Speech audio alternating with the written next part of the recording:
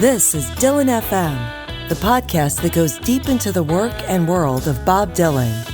If you love Dylan, you're in the right place. With your host, Craig Danieloff.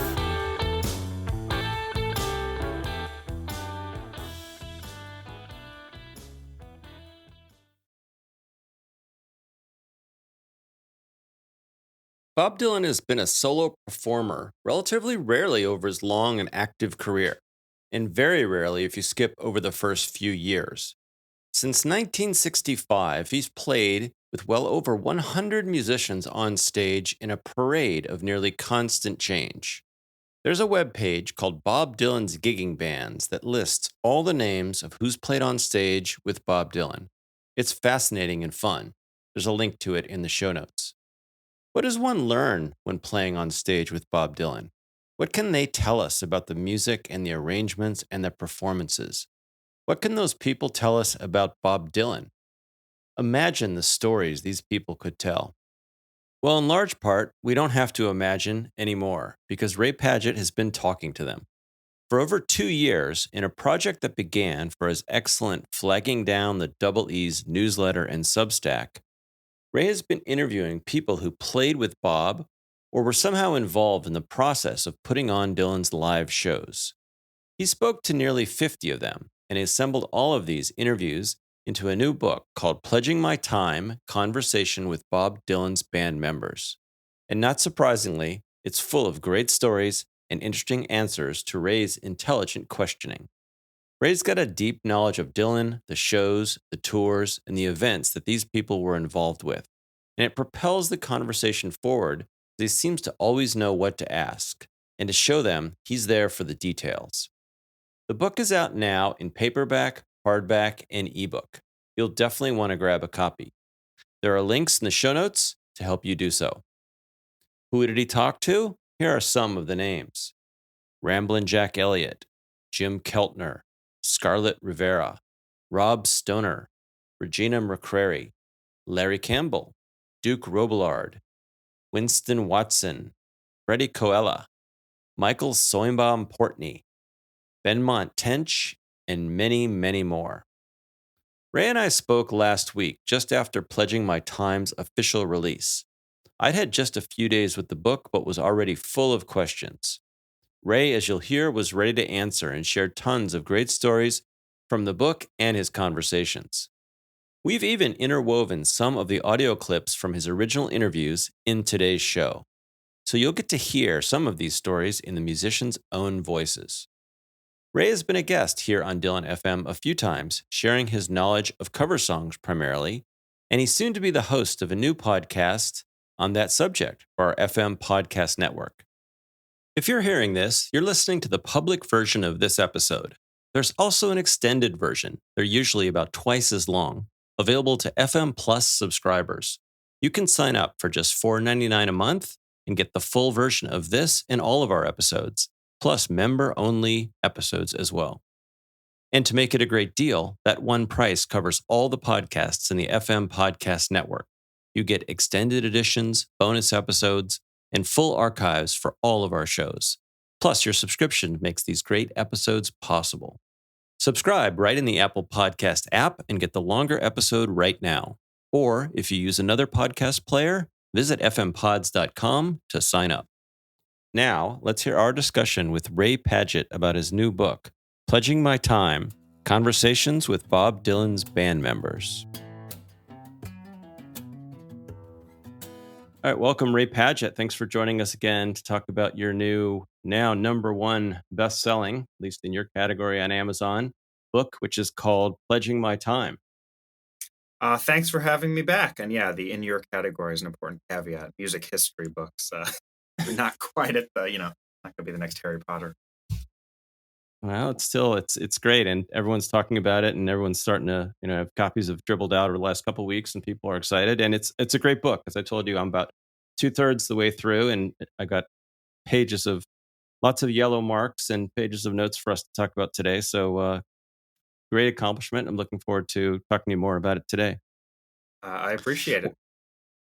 Why don't you just tell us a little bit of how this came to be? Meaning, what I wanted to know, was this a kind of a lightning strike that you said, hey, nobody has talked to all these people and pulled it together? Or did you have one conversation and it kind of turned into another and slowly the idea emerged? Because at the end, what is unique about this is no one's done it before. And that makes it very compelling for all of us who care about such things. It was definitely closer to the second scenario. I started doing them for my newsletter. And at first I figured I wouldn't be able to do any because like people would have signed NDAs. Because as you say, many of these people have never really spoken before, or at least, not beyond a platitude or two occasionally. And it was fairly hard to get, especially the first few. It's hard to get all of them, especially the first few of the newsletter. But then, I got a couple, and then one led to another, and people introduced me to other people. And so, yeah, maybe when I had done, I don't know, 10 or 15 sort of substantive interviews that run the newsletter, that's when I started thinking, there could be a book here if I get 40 or 50 of these together. And so I just kept doing them for the newsletter, but also at the same time, I sort of kept doing ones that I was just sort of secreting away for the book, where I had sort of pitched them on this book. So there are a couple of these. Ramblin' Jack, I think I talked to like 2.5 years ago, and I just kind of sat on it. So it's been in the works for a while, but it wasn't really a flash of lightning, mostly because I didn't assume I could get this many people. As I've read it, I've tried to kind of think about the bigger picture because you can get lost in all the stories and all the, tidbits that come out. And it seems to me it's interesting for a whole bunch of reasons. One is, as you say, there's this assumption, and I do think it turns out to be assumption or this unstated bond of silence that the Dylan world has, or we've always heard or assumed. Number two is a lot of Bob stuff, this kind of proximity issue. It seems like nobody gets close to him. And if they do, it's for a fleeting period of time. And which all leads to the fact we're also interested in this, which is 60 plus years of public life on, he's still generally a mystery. Kind of, I feel like there's this puzzle we're all trying to solve.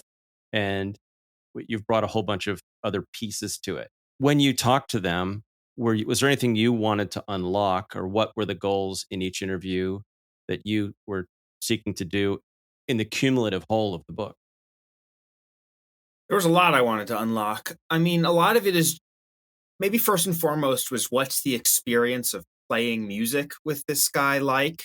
I mean, we see what we see from the audience and as fans, but how do these new arrangements come about?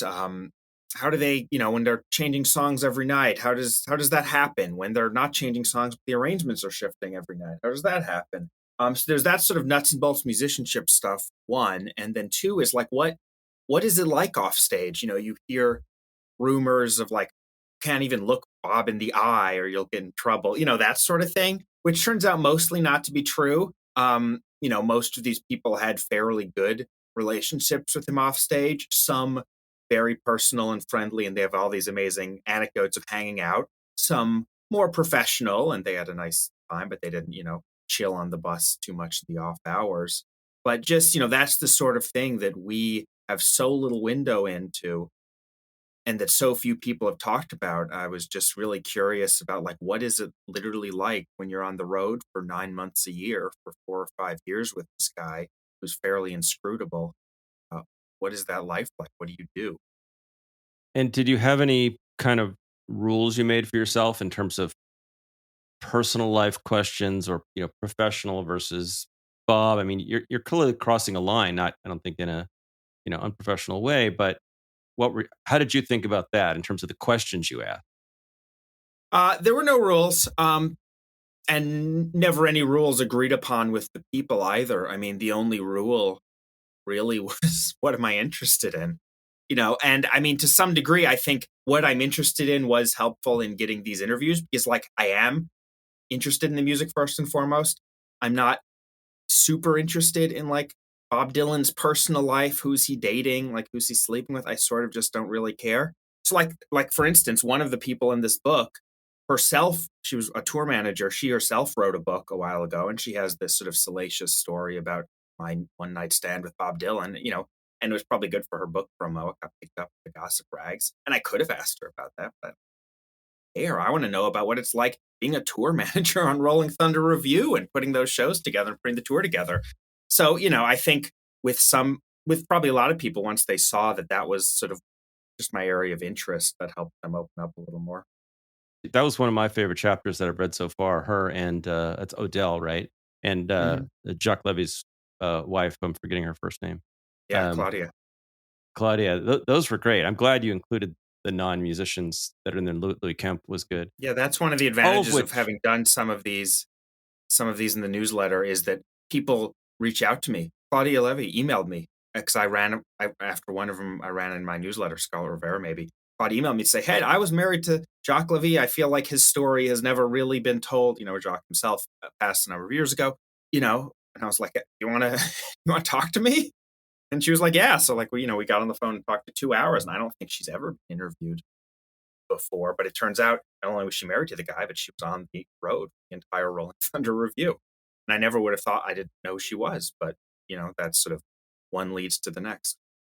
That one's really great. And that is the other element of this is I think individually, many of these people probably don't get asked a lot, and people don't think, hey, I need to go get the, story from the guy who played the congas on Hurricane or whatever it was. And yet, they are, there's mass there. They're interesting individually. And what you've done, which is cool, is just when you aggregate them, it's the perfect venue for them. It's probably, most of them wouldn't have filled a, 50-page chapter alone a book, but altogether you get this beefy thing that tells something. Yeah, like I said in the intro, like I know a lot of people, because I would do this too. You look at the table of contents and like you want to jump to the people whose names you know, which I totally get. That's probably what I would do if I read the book. But I sort of say the people whose names you don't know, who like you've literally never heard of, sometimes they have the best stories. Yeah, and that ultimately what comes down to for me is this is all first person. And, we spend a lot of time with theories that some guy made up in his head or fifth generation stories. And there's very few. I made a list last night and there's about, maybe 6 or 7 kind of first person books that exist out there. And there's the interview compilations, but there's really a small number of books by or deep information by people who actually spent time with Bob. And so, and many of them aren't professional, frankly. They're tell-all, tattletale kind of stories that go on the other side. Here's our first clip. This is Stan Lynch from Tom Petty and the Heartbreakers. I just thought every time he was in the room, there was this energy that was it was fun. Like I just went, that's what I kept, maybe I misinterpreted, you talk about a guy who can fucking read the room all wrong. That's me. But what I read was Bob was ready to have fun, have a good time, rock, play some music, don't stress, no posturing. Can we just make a joyful noise unto the Lord? Like that's what I felt whenever he was in the room. And every time he turned around, he would rock with me, man. That was my memory of like, if I caught it, if I was catching a groove and the whole band was catching a groove, Bob did all the things that you want your front man to do, man. He was like, hips are swaying, his shoulders are moving, he's looking at you and he's pointing, and I loved every inch of it. So Stan's clip is representative of a lot. Actually, there's a bunch of quotes I've got later to talk to you about of a lot of the reaction about the core experience of playing music with Bob, which I've found in what I've made it through is universally positive, is universally, respectful, reverent, you haven't excited. gotten to the Duke Robillard chapter yet, clearly. The second to last. I did actually. I did. I read forward and backward because of the way you did the time sequence. So we'll get to that. But you know what I'm saying. These people are mostly some of the quotes you mentioned about people who say you can only learn from standing next to him, right? You summarize the experience of being on stage with Bob in terms of either what Stan Lynch said or other things you heard. Right, that's the core of what no one's asked anyone before that you talked to a whole pile of people about. It was striking to me when I sort of put these together in aggregate, just how many of these musicians compared playing with Dylan to jazz. Even though on a literal genre level, Bob Dylan is not a jazz artist, obviously. He's not Miles Davis. But, I think so many of them found it refreshing and exciting to play, even if the same song, you're going to play it a different way every night. Like Jim Keltner I spoke to, and he was the drummer. I hadn't realized this, but on the big Simon and Garfunkel reunion tour. I don't know, 15 years ago. And he said he enjoyed it, but they're playing the hits. He's playing them exactly the same way every single night. And he compared that to playing with Dylan, where every single night you're on your toes. It's challenging you as a musician. It's making you better as a musician. And a lot of these people in the book are sort of the musician types, studio guys, touring guys, like who really respond well to that environment. I mean, it can be challenging for others. Marshall Crenshaw got fired before he even played a single show, because he, as he says, his bass playing wasn't really up to the level of what Dylan was asking him to do. But for so many, that's sort of, just life on stage rather than ever going through the motions. They found extremely valuable. And what conclusion did you come to about, I know one thing you really dug into is how he communicates with them, which seems like, it almost seems like this dichotomy between he knows what he wants, but he won't tell you, but he gets you there somehow. I think that's a good way to phrase it, because I was sort of surprised in two opposing directions. The one direction I was surprised in when I was doing these is just how extensive rehearsals are. Before every tour, even if it's a tour with the same musicians, he rehearses. He did a few days of rehearsals before the current tour in Europe, even though it's the same people he played with in Japan a couple months before that. So there's extremely extensive rehearsals. That's on the one hand. On the other hand, what you spend all this time rehearsing may have little to nothing to do with what you actually play live, because he wants that sort of spontaneity. There's another thing, Fred Tackett, who did guitar like during the gospel runs he was talking about, where during his era, Bob Dylan would assign him songs. Hey, teach the band Rainbow Connection, teach the band Night Moves, teach the band Sweet Caroline. That one we've heard eventually in the box set. And it wasn't that they were intending to play Night Moves on stage. It was that Fred's point was that he felt that Dylan didn't want to go over Like a Rolling Stone 100 times and have everyone sort of lock into their parts. He wanted the band to gel, people to really be vibing and feeling each other with these other songs they weren't intended to play, and then it would be fresher when they, played It Ain't Me, Babe, or whatever, in concert. How much did the frustration come through? I mean, we'll talk about the Duke Robillard issue later, but in anyone else, in terms of, and maybe it's an issue of, if you're good enough, you don't need to be told, and if you need to be told, you're not good enough and you shouldn't be there. But there is a whole lot of, he didn't tell me. There's that Miles Davis quote that someone cites about, don't tell me what, tell me how, or maybe I did that backwards. Did anyone else complain about it? Did anyone else find it struggling, or a lot of them found it invigorating? Nothing was universal, but with a number of people, it sounded maybe invigorating with a side of frustrating. 90% of the time it was invigorating, and 10% of the time they were like, Christ, this is getting annoying. I mean, even like Larry Campbell, who had a very successful and long tenure with Bob, told me that he said during his time there was like a little space off stage that after the show they would go for 60 seconds. And if Bob had something to say to them, he'd say it. And, that could be frustrating, because Dylan would say one night, I want X. And then the next night, Larry or whoever would play X. And it turned out that wasn't what Dylan would want anymore. And this is someone who had an extremely good and productive and long relationship with Dylan. So I think there is that, inscrutable and mysterious is cool, but can also be frustrating if you are trying to give the boss what he wants, but you're not sure what it is. At the recent Costello shows here, Tony Garnier played one night, and I got to talk to him with Scott Bunn from Recliner Notes actually after the show for a few minutes. And a version of this question we asked Tony, which was, does Bob come back and say, hey, let's do this, or however it was phrased to Tony? And Tony just leaned back and said, I don't think he's ever said that to me. I mean, he was basically like laughing. He said, I don't think I've ever got a direct do this, kind of thing. And right, that's the longest relationship ever, obviously. In terms of the day-to-day realities of working with him, like what conclusion did you come to, or any stories that you think of that just kind of the mundane about, life on the road, going to the show, working? There's, these people go through a lot. We think about this 90-minute period. They've got the rest of the day and their lives to lead. The book is sort of arranged roughly chronologically, and it seems like it's sort of his varied by era. I mean, you can think on the one hand I have a bunch of interviews with Rolling Thunder Review people, and they're on stage for 2 hours a night, and it seems like the other 22 hours they're all hanging out with Dylan and going and filming zany scenes for Ronaldo and Claire, and it's just nothing but this big fun party, especially for the 75 portion. So there's tons of hangout, and they all are, friends, with the guy. And then it varies, and I would say, more recently, Never Ending Tour era, it's a little more, you know, standoffish isn't the word, but just professional. You do the job, you do the work. But one thing that sort of struck me is even in some of those periods, like I talked to Dickie Betts from the Allman Brothers, who was not ever a full-time band member, but has sat in a number of, and I mix sense of that.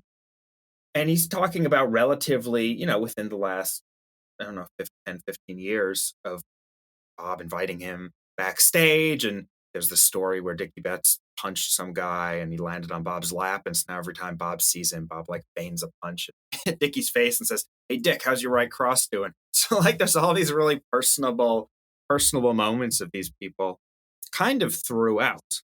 I didn't catch any of them that turned into close personal lifetime friends with Bob.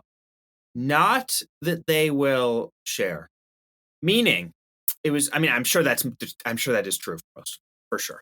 But like, there was an interesting moment at the end of my Regina McCrary interview. She was someone who was the background singer for all the gospel years, right? And that was essentially it for her professional relationship, with the exception of she and her sisters, who were a singing group, joined Dylan several times on stage, and I think 2010s, to sing "Blowing in the Wind." And so, I was mostly asking about the 3 years they spent the road together, but I was like, hey, that's interesting how decades later this happened. And she basically indicated two things. One, that she and Dylan are still close, and that two, that was not something she wanted to talk about, which was fine, but sort of surprising. Again, as you say, I assumed that people have their little chapters with him and then are sort of out of his life, but clearly not. Because I was like, so how did you and your sisters end up on stage like 30 years after you? And she's like, oh, I was just talking with Bob, and I said, hey man, you still do "Blowing in the Wind"? Because we sing that now. I was like, oh, you like still talk? She's like, yeah, we talk all the time. I was like, oh, well, not what I expected. but yeah, but that sort of thing, again, when it veers into personal life, people are, I think, fairly guarded.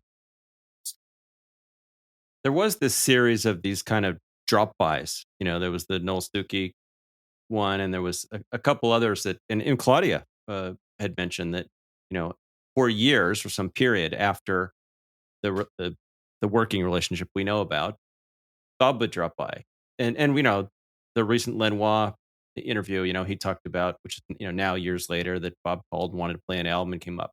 This kind of Bob calls out of the blue thing is something we do hear about. Conversely, right? He keeps them in mind. It might be a decade, it might be 2 decades, and he calls and shows up. Yeah, my favorite story of that was, I think, in the Harvey Brooks chapter. I mean, Harvey is a guy who played bass during some of the early Electric stuff. I was 61, some shows, and then on New Morning. And then that was about it, And I should say, because that's important to the story, they hung out together in Woodstock a lot in that late 60s, early 70s period. But, 71 comes and goes, and they go their separate ways. In the 80s, so we're talking 10 to 15 years later, Harvey is sitting at home with his family, and a black car pulls up, and who at his house, and who should step out of the car but Bob Dylan, who he hasn't spoken to in ages. But he still lived in the same place. Dylan just decided to drop by, and I guess he was in the area, see if Harvey was around. And it ended up, Harvey ended up playing him some albums he liked, and Dylan took a few songs.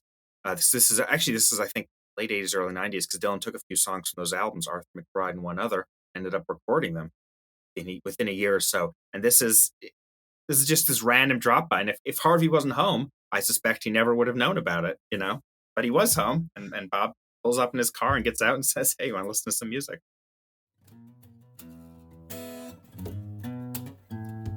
Next, we have a clip. This is Fred Tackett, who played with Dylan in the Born Again years. My wife called me up at a session and said, hey, we got a call from Bob Dylan's office wanting you to come down and jam with him, So it was great, man. And we did that for about 3 weeks. I was driving over every day in Santa Monica and just, going over mostly his brand new song. We just did that every day. And I remember I was driving down the road and I thought, wow, man, like 3 weeks. I wonder when, we're going to get to to the end of this. And then I Is said, it clear that this is like an audition or that there's a tour? no, it's just like, can you come down and jam with us? I was like, sure, I want to come down and jam with you. And I just kept thinking, well, fuck, what is the point of all it? And I knew they were going to go out and do a gig. I knew they were going out on tour, because Spooner Oldham, all the band was there. But nobody was really saying much about it. And I was like starting to get a little frustrated. And then I told myself on the way down there, I was going, there's 50,000 guitar players that would love to go spend 3 weeks jamming with Bob Dylan and Jim Kellner. What are you griping about? The other recurring theme or vignette that comes up in the book is Bob rehearsing, pulling people in, trying people out. They don't know what it's for. Sometimes they turn into something, sometimes they don't. There's other people, who don't make it as far as they do. And then they get a call. Any other interesting stories that come to mind about coming into Bob's orbit and being asked to join? One thing that comes up a lot in these stories is people say, I didn't know when I was hired. Because I'll ask, how did you get officially? And they're like, I was never officially anything. Like, I just jammed with him for a few weeks. And, his manager said, all right, we're going to France next week. Your plane ticket. I mean, the most dramatic one probably is this guy, Tony Marsico, member of the Plugs, who, for Dylan fans, they're best known as having backed Dylan up on that Letterman performance in '84, that great 3-song set. What I hadn't known before talking to Tony was that those 3 songs were the product of months of rehearsal. But it wasn't that we're rehearsing for Letterman. It was just that Bob Dylan was hanging out in California, wanted to jam with some young guys. Someone turned him on to the Plugs, this sort of LA punk band. They went to his house every day for literally several months, just jamming and playing. And at some point, there was some sort of show in Hawaii that was discussed, and that never happened. There was some sort of tour that was mentioned and disappeared.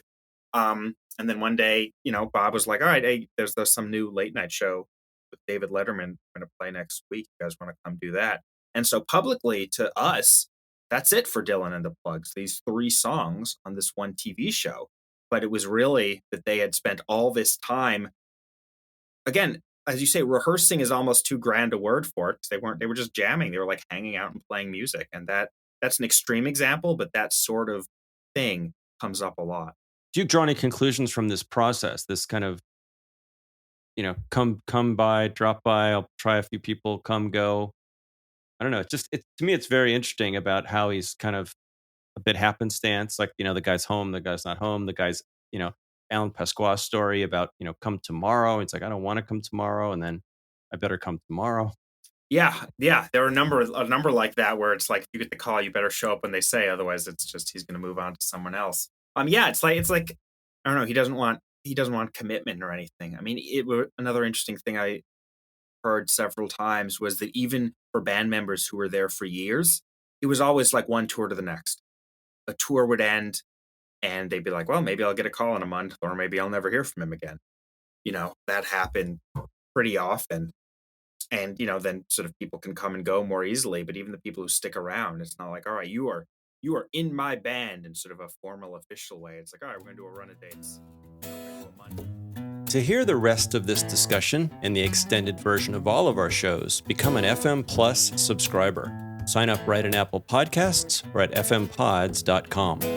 Among the shows you'll find in our archives include dives with authors on quite a few great Dylan books, including Howard Soanes on his biography Down the Highway, Graylee Heron on Dreams and Dialogues in Time Out of Mind, Larry Starr on Listening to Dylan, and many others.